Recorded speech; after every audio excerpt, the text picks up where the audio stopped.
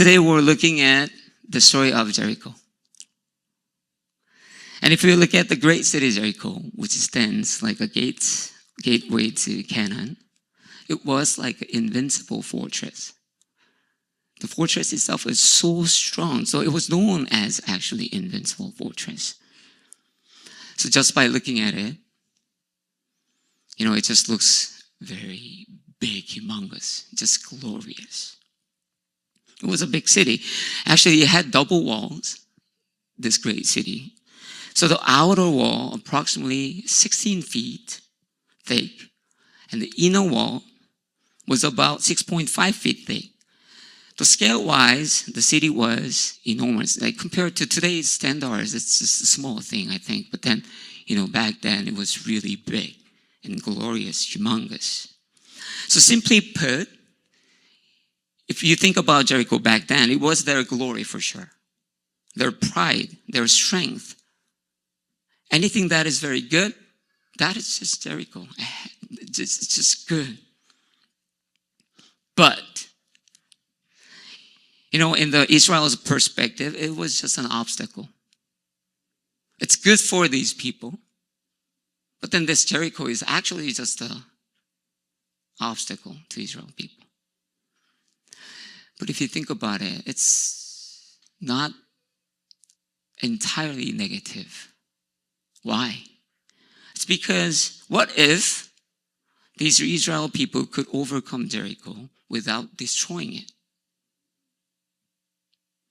If they could overcome Jericho without destroying it, that means the great wall of Jericho would become theirs after the battle, right? If this is the case, this wall of Jericho will be very useful fortress for Israel people. So if possible, the Israel army would have wanted to pass through Jericho without destroying it. Probably they wanted to keep the wall. That's more reasonable way. Some people want to believe in God this way. What do I mean by that? There are things in life that we take pride in, like things that make us stand out, things that make us strong, things that make us feel secure, powerful, special, glorious. These things are like our own Jericho, our pride, good things. However, like the Jericho was a great stumbling block for Israel people, very often these Jerichos of mine, Jerichos of yours, the good thing like pride, your power. Actually, these things are actually blocking us from going into the promised land. So in that case, if this is the case, that is the problem. Jericho is, like I said, it's useful, helpful, wonderful, beautiful.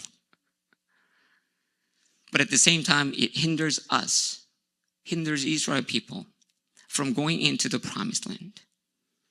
Again, it's just an absolute obstacle. So what should we do? Keep it? Keep the Jerichos of ours? Or destroy it?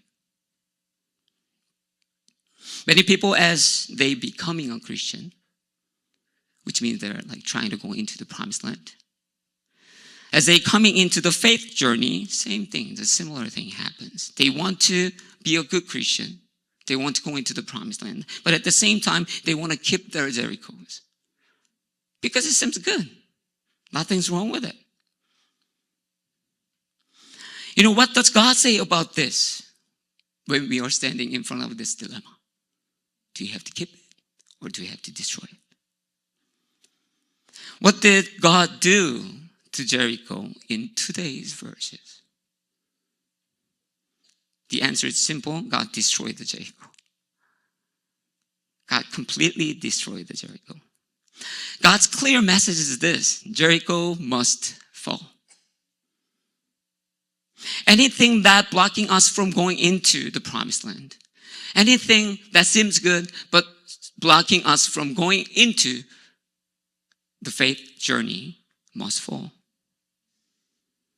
We cannot keep both faith and the Jerichos.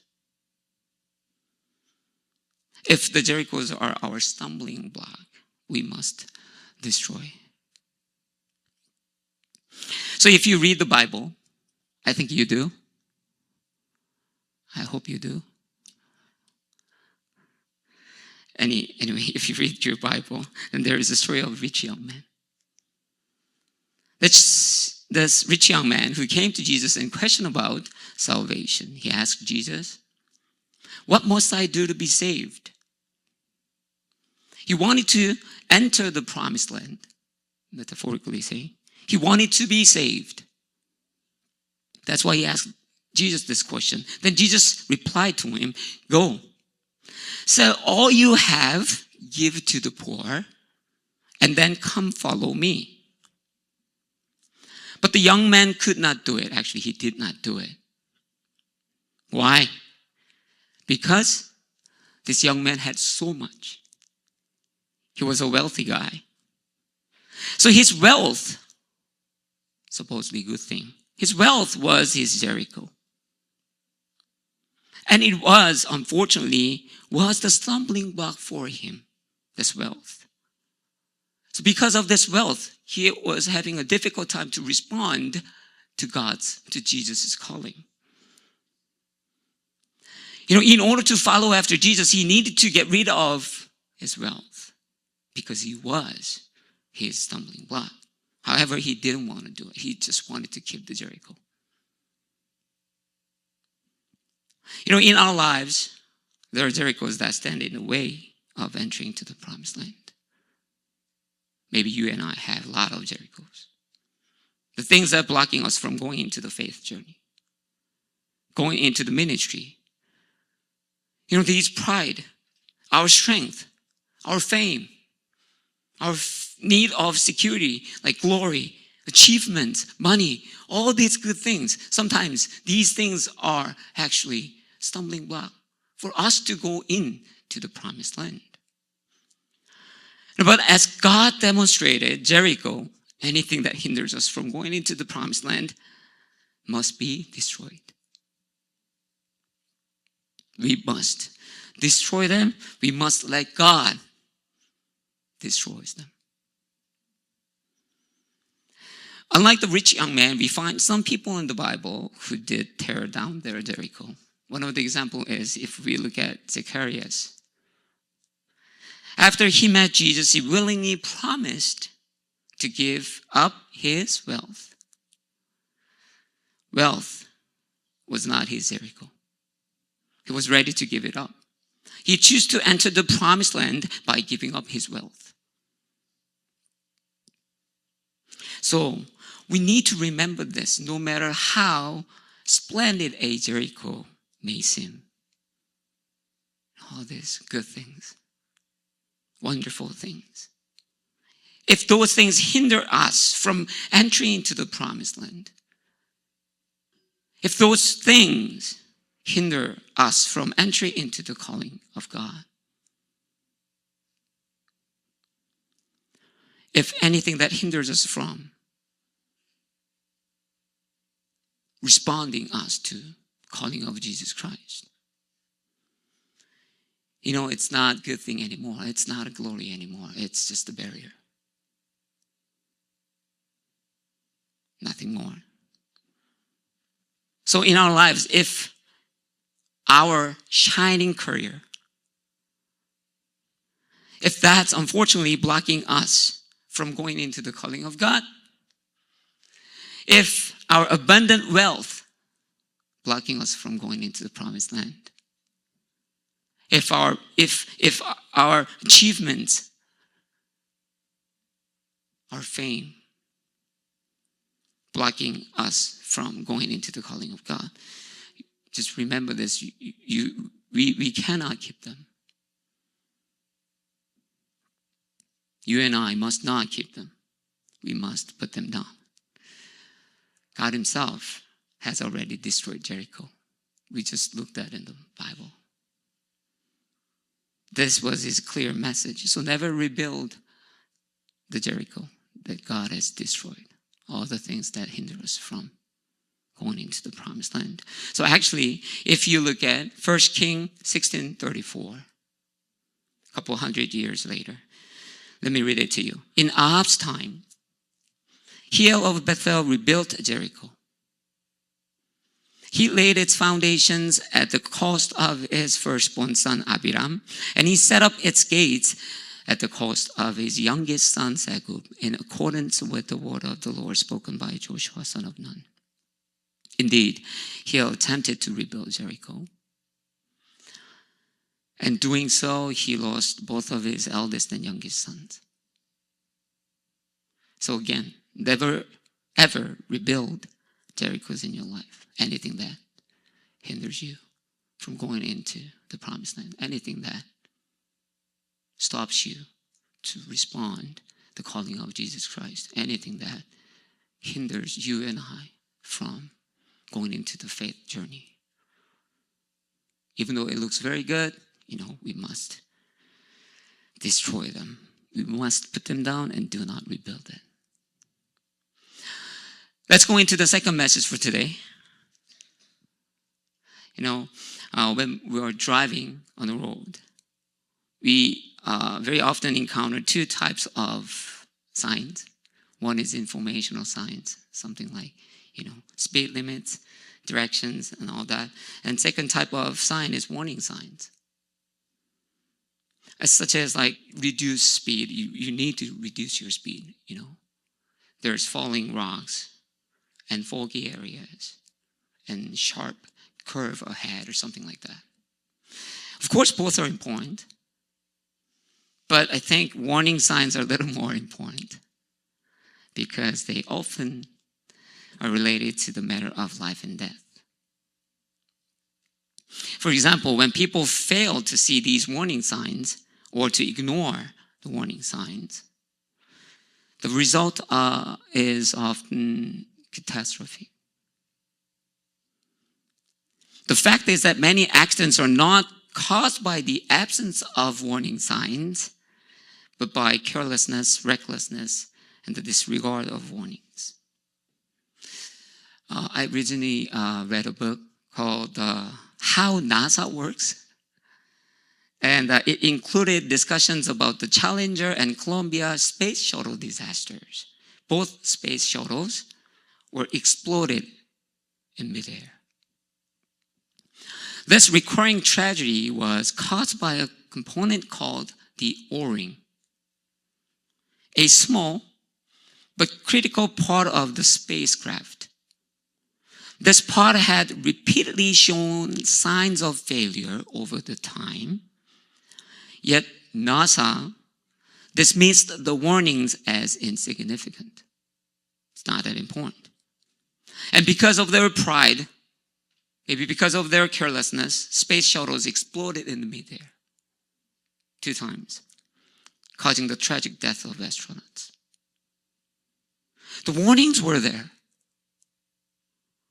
yet they ignored them. Instead of addressing the problem, they choose silence and inaction, which led to loss of life. Warning and act accordingly is just crucial. It's just important. God gave a clear and undeniable warning through Joshua here today. Whoever rebuilds Jericho will lose his firstborn when laying its foundation and his youngest when setting up its gates. Again, the warning is loud and clear. We just cannot miss it. Again, I recently watched a short video clip and a car was trapped in the railroad. The driver must have seen the crossing bar coming down. But then somehow the driver failed to stop. He was in between. And as a result, the train actually collided with it. He hit the car, completely destroying it. Fortunately, the driver had time to come out before it was hit by the train. So no casualty there, but he was forced to pay $1 million to make up his deadly mistakes. All the damages that he had caused. A lot of money. So it's not a complicated method. It's just a simple, right? Take the warning seriously. When the bar is coming down, take the warning seriously. You know, we see these warning stories in the Bible too. Many of us know Judas Iscariot, one of the 12 disciples, the man who betrayed Jesus. If we look at this story, the last night of Jesus with disciples, Jesus said this, Matthew 26:23. The one who has dipped his hand into the bowl with me will betray me. And every time I read this, I have this imagination that Jesus is watching closely as Judas hand. And as he dipped his hand into the bowl, Jesus suddenly at exact time, he puts in his hand into the bowl and saying, the one who has dipped his hand into the bowl with me will betray me. And Jesus kept on saying, and woe to that man who betrayed Son of Man. It would be better for him if he had not been born. When Judas heard this, probably he was thinking, does Jesus know what I am about to do? It's like, probably he knew. No one knows, but Judas knew that Jesus was talking to him. But then, Judas ignored the warning. He just ran headlong into betrayal and destruction. We got to remember this. We must listen to the warnings. When we see the crossing bar is coming down, we got to act accordingly. We must not ignore the warnings. And once we hear the warnings, we must act always accordingly. Now let's go back to what Joshua said. I'm repeating myself again and again. If you rebuild Jericho, your firstborn will die. You know, like, actually, it is true that the warning sounds very terrifying because your firstborn will die, youngest will die. But then, technically saying, they're just a couple words for now. You know what I mean? It would not occur unless someone actually rebuilt the city. So, though it may sound terrifying, it's just words, yeah. You know, they are just words. So in this case, we still have a chance to make correction. So if we open our ears and hearts to the warnings, that means we can save ourselves from terrifying result. You know what happens when we ignore warnings? The consequences of ignoring warning is always tragedy. Like, you know, firstborn dies, youngest dies, trapped in the railroad, something like that. It's always tragedy. So when warning words finally becomes a reality, it is always awful. It is always tragedy. Therefore, if God escalates his warnings, listen carefully. If he is giving you a warning, listen carefully. If he blocks our path through circumstances, that means God has something to give us as a warning. So, surrender. Stop there. If his message is clear through the advice of parents, come on guys, listen to your parents. As your parents giving you the advice, teachers, friends, and loved ones, of course we must listen. Yeah, I guess he's listening right now. We must listen. Do not let the warnings reach to the point where warning words becomes reality. That's when we see the real tragedy. So I guess it is not too late today. You can save your firstborn, metaphorically saying. We're not too late. Warnings are here. This is a warning session. I don't know, but maybe you know. Like Judas knew. No one knows, but then Judas knew that Jesus was talking to him. Jesus knew that that was a warning from Jesus. So this time, whole time, maybe this is warning to you. I don't know what's going on in your life. But probably this is the exact time that God is giving you the warning. So do not miss this. Get this warning. Otherwise, we're going to meet this tragic reality. Warning is always loud and clear. You know that. So do not miss them. Do not ignore them. Let's move on to the third, last message for today. We see some stubborn people and they persist in their sins in the Bible, in our lives. One of the most notorious examples of stubbornness and sin is Pharaoh in the Exodus time. Despite witnessing 10 plagues, he persisted in his sinful defiance. Some might argue, didn't God harden Pharaoh's heart? As if Pharaoh has no choice. But the reality is that Pharaoh had already made up his mind to resist God. And so, God's repeated judgment was a response to his own hardened heart.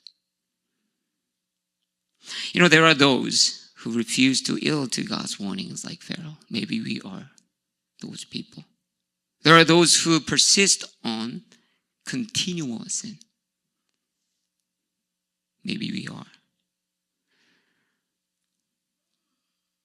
If the firstborn has died, why continue until even the youngest is lost? That's just unwise thing to do. But some people insist on sinning. Are you? These people ignoring warnings until seeing the inevitable disasters. We see these stories in the Bible. Saul's stubbornness and sin is written in the Bible. King Saul refused to submit to God's correction. Even after he has countless opportunities, he continued chasing David, consumed by jealousy and paranoia. And at the time, Israel was at war here and there, wars everywhere. So Saul should have been leading his nation, not obsessing over David, not chasing after David. Perhaps God allowed these words as a warning to draw Saul's attention to his true duty. But Saul ignored the warning. He had moments of self-awareness, realizing that his murderous intent was wrong. He knew that it was wrong. He knew that God is giving him warnings here and there. Yet he never truly stopped. He persisted on sinning. And if you look at history of Israel, the same thing happened. Israel repeatedly ignored God's warnings. If we look at the period of Judges, they willfully choose to commit sin again and again and again. If we look at the kingdom era, same thing happened. They repeatedly reject God's warnings. They never truly abandoned their sinful desires. This reminds us of addictions to drugs and, gambling and things like that. The patterns are the same. So if you think about gambling, at first they lose a handful of money, like $10, $20, a couple hundreds maybe. That's just warning, right? But if they keep on doing it, sometime later, they find out that they lose their jobs because the addiction takes over. And a couple years later, maybe, they lose everything, literally everything, their home, their family, their dignity, even their life. Drug addiction, it's the same. You try it once and you notice that something is wrong with that, of course. And still you have time to come back, right? Going into the rehab or something. But there's this pivotal point where you can actually turn back. But once you pass that point, there's no turning back. A lot of people are actually ignoring these warnings. So ended up ruining their life, facing the horrible death.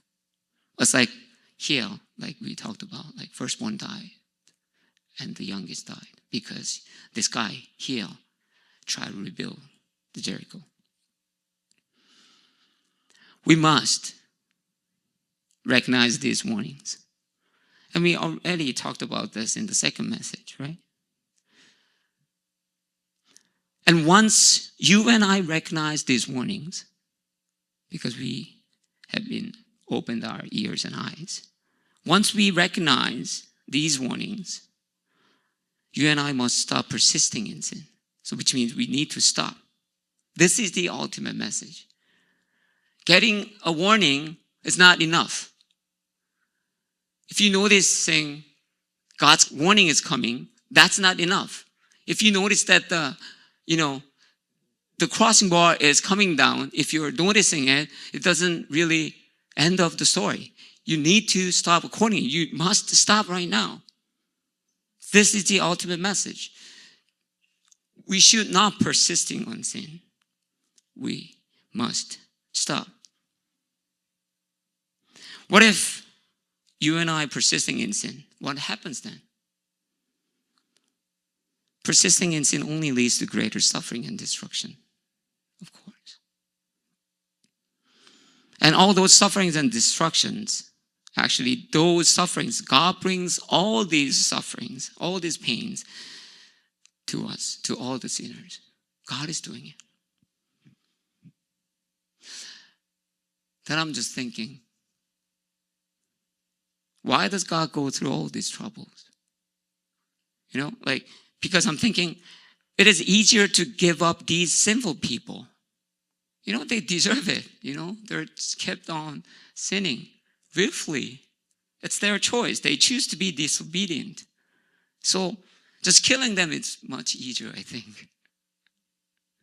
So I guess it is more reasonable, easier to get rid of them. However, instead of giving up on them, God chose the path of allowing them to suffer first, giving them pain, all these difficult times, so that they might be restored.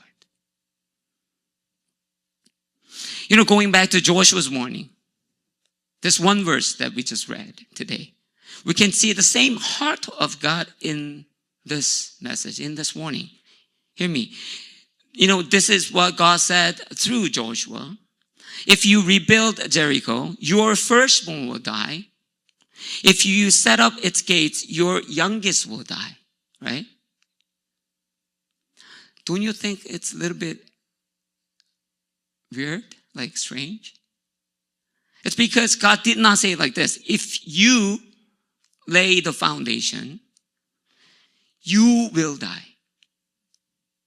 If you build the gates, I will strike you down. You is the sinner, not the firstborn, not the youngest. This person is the one who laid down the foundation and built the gate. But this terrifying warning, somehow, it's killing firstborn and the youngest, but somehow it saves the sinner. Right? The sinner still has a chance to be saved. This is important. This is the purpose of God's warning. God's warning is not to kill the sinners. In fact, the purpose of warning is to always correct them, to restore them, to save them. God is the one who longs to save us despite our stubbornness in sin. Romans 5:8, it says this, but God demonstrated his own love for us in this, while we were still sinners. While we were still sinners, Christ died for us. Even when we were stubborn in sin, yes, we are, actually. Christ is even more stubborn in saving the sinners. That's the love of Jesus Christ. His love never fails, never gives up. That's why he gives us these difficult times sometimes, because we're persisting in sin. Therefore, the answer is simple. Stop sinning. Once we get the warning, it's so simple. Stop sinning. You and I, our stubbornness in sin cannot overcome Jesus' determination to save us. So if we are keep on sinning, sufferings is going to come again and again, because God is not going to give up on us. So once you get the warning, break the stubbornness of sin. Stop sinning. Conclusion. 3 things we've been talking about this morning. First one, do not rebuild Jericho. The things that are good, but this can be stumbling block for us to going into the promised land. If that happens, if anything that is blocking us from going into the promised land, destroy it and do not rebuild it. Second message was pay attention to warning. Open your ears, open your eyes, look around what God is saying to you. God is placing all those warning signs here and there. We cannot miss it. We must not miss it. So get these warnings. And once you get the warning, simple point. The last one, stop sinning. Do not persist on sinning. God is not going to give up on you, right? So it's better for us to stop sinning. Let's pray together.